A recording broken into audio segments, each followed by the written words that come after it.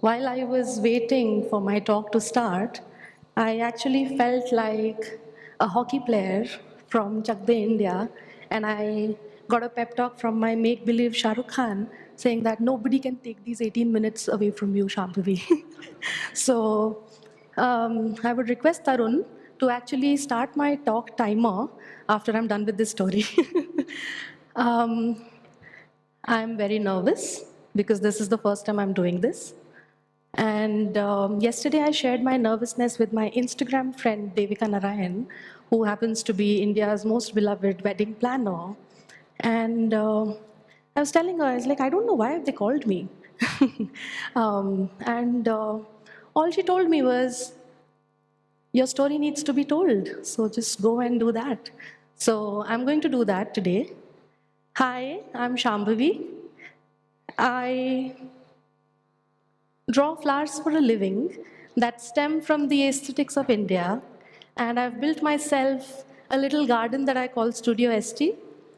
We are a print design studio that focuses on delivering original artworks to the home furnishing industry, businesses that cater to that sector, fashion and apparel, wallpapers, and tableware.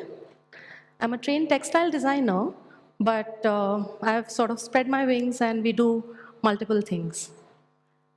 We also provide printing services for textiles. So the designs that we make can be translated onto fabrics by either block printing, screen printing, or digital printing. And it completely depends on till what stage do the clients want us to be involved in the project.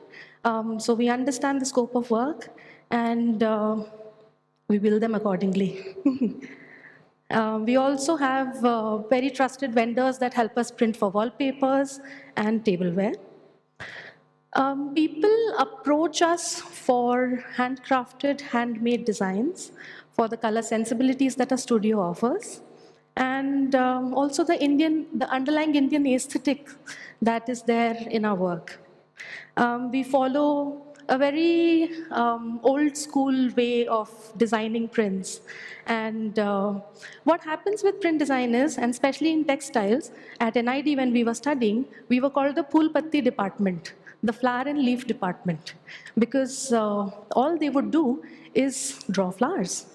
And till today, actually, we draw flowers for a living. I haven't come across another thing that I can get inspired by, which is better than nature. So that is what we do. And most of the times, our end deliverable is the same, which is a floral print.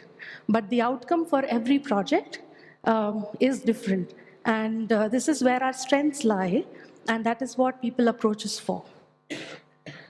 We have, in the last 2 years, oh, by the way, I'm at a very nascent stage of my business. So I started my studio 2 years ago in Jaipur. And in the last 2 years, we have had the privilege of working with varied clients coming from across the world who cater to different demographics, different markets, different products. So when you're providing a design service, you don't know what your next query is going to be. So you have to be able to, you have to be on toes and on top of your game to understand what's going to come next and how do you deal with it. So for example, we have clients like Tarun Tahliani, who's a haute couture, versus Analli Silks, which is a 100-year-old brand and a household name for silks. All of these people come to us for the underlying Indian aesthetics that we offer and the value that we can add in catering to the markets that they cater to eventually. So it becomes our responsibility to be true to our craft and deliver. And yeah, so actually, I don't know if you know about many of these brands, but Ranawat is a Indian origin skincare brand that's based out of California. We are doing the new packaging. And Roffler Randall approached us very recently to do their holiday gift wrap. They are a hardcore American aesthetic sensibility company, but they wanted our aesthetics also to sort of amalgamate with theirs. Sorry. And create something interesting for them. When COVID happened, a lot of businesses were struggling as to how do they sort of adjust to the new change. We didn't have to adjust because we didn't exist then, as simple as that. So when the world went for a pause, businesses, especially in textiles and home furnishing, they sort of had this introspection as to how do they want to come back stronger. And because we work 6 to 8 months prior to the launch date and we actually conceptualize things, our work grew. And that helped us create a niche in the market to deliver what we are sought for. Yes, thank you so much. Thanks. Okay, so now I will talk about my journey. And as a young graduate from NID, I started from my home, in my room with one desk. And as a 4G kid, all I knew because of my prior exposure from my father was how to buy camels for BSF. I know that a camel has to be 4 months old with 6 teeth to qualify for training. But other than that, in the design world, I didn't really know how things function, which gave me an added advantage because then I could do things my own way. And that is what we actually do. So there's actually one point that I really want to talk about. 1 second. Yeah. And also as a young entrepreneur, I maybe didn't have the means back then to justify, say, building a website, or I didn't have, or I had limited means.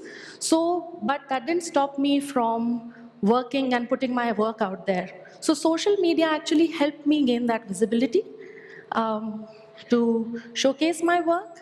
And, oh, we are already there. Okay, give me 5 more minutes. To showcase my work and to connect with people who, A, would understand where I'm coming from and what is it that I'm offering, and B, just getting my work out there and being visible to people, because I believe that until and unless people don't know that you exist, they will not be able to work with you. So it started with one studio, one intern. We rented an Airbnb when life happened to be. I shifted to Jaipur, and we had like a small community table where everybody would sit and work from one table. And then in the 2 years, because of the work that we kept doing, and Instagram helping us build our visibility and audience, we kept getting more work. And now we have a full-fledged studio where at least everybody has one table each to work on. That's my team, that's my studio. I won't spend too much time on this because I want to talk about the actual kind of work that we do. The first ever project that we did as a studio was a wedding design project where we hand block printed designed wedding linens for a wedding happening in Jamaica. The bride was Australian, the groom was British, both of them living in America but getting married in Jamaica. And it all started with one Instagram message saying that, oh, we really like your work. Will you make wedding tents for us? So we actually conceptualized everything, hand block printed everything. We thought that, yeah, we'll just FedEx 6 tablecloths to them, and that's easy peasy. But that we learned that there are so many things that you have to do to really make a commercial project versus a personal project. So then we ended up executing a whole wedding in Jamaica, which was a success and the first successful project as a studio. Here, I would actually want to talk about this brand called Kika Tableware that I've been working with for the past 10 years now. This is tableware, which I have not studied personally. It is a non-core field for me. But what NID does is that it offers you a very multidisciplinary learning. So it doesn't really matter as to what is your core strength, but if you understand the fundamentals of design, you can apply the same principles for either designing a poster or chair or whatever. So it really helped us to diversify and to really cater to all the requirements that were coming towards us and fulfilling the needs for them. So this is some of the work that we have done for them, right from deciding the colors, the form, and finally executing the projects. Similarly, another work, all the designs that we do are hand-drawn, hand-painted, and everything comes together in the form of final layout. I would also like to talk about the road ahead, that what are the aspirations that I have for my studio. I'm sorry, I don't have any pictures from the future, so you'll have to do with these. What I want to do with my studio is to be able to create an industrial enterprise that thrives on creativity. I don't know how am I going to achieve that.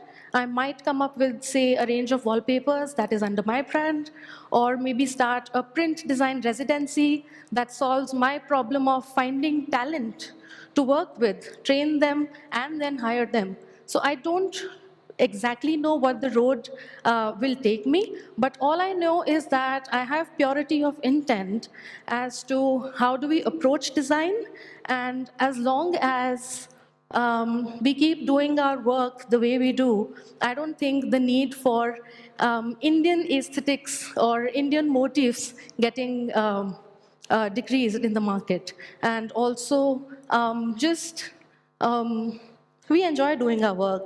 So, and and if you do that, you come motivated every morning to the new challenges that you face as a young design studio. I would, oh, by the way, so all of the work that we have done, I would say that Instagram has been a catalyst in our exponential growth, because we are only 2 years old. And one of the things that I do is, I do these midnight radio sessions on Instagram where I sing and paint, and this is how I connect to the real audience as well. So I'm just going to end this talk with one of the things that I have where I'm drawing this and also singing. So I hope you enjoy it. I'm just gonna, I think, do we have the volume? Okay, 1 second. Can you please put the last slide back on? Thank you.